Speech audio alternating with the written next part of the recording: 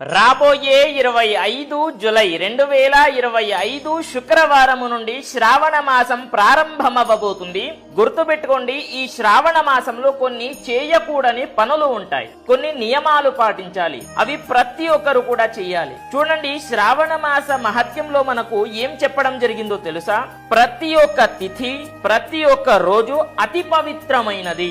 ప్రతి ఒక్క రోజు కూడా మనము వ్రతము చేసుకోవచ్చు. అంటే ఎంత అద్భుతం చూడండి. అదే విధంగా కొన్ని చేయకూడని పనులు ఉంటాయి. అవి ఏంటి అని అంటే కటింగ్ చేసుకోవడం, గోర్లు కత్తిరించడం, అదే విధంగా నాన్ వెజ్ తినడం. ఇవి కొన్ని అయినా సరే ఖచ్చితంగా పాటించాలి. ఇవి మెయిన్ గా పాటించాలి. ఇవి మాత్రం చేయకండి, లక్ష్మీ కటాక్షం దూరం అవుతుంది. అదే విధంగా గుర్తుపెట్టుకోండి, ఒక్క జ్యోతిర్లింగమైనా సరే దర్శనం చేసుకోండి. 12 జ్యోతిర్లింగాలలో ఒకటైనా సరే దర్శనం చేసుకోండి. మీకు స్వర్గలోక ప్రాప్తి, అదే విధంగా ఫ్యూచర్ చాలా అంటే చాలా అద్భుతంగా ఉంటుంది. మీరు అనుకున్నవి అవుతాయి. ఓకేనా? ప్రతి ఒక్కరికి కూడా తెలియజేయండి. స్వస్తి, సర్వే జనాః సుఖినో భవంతు.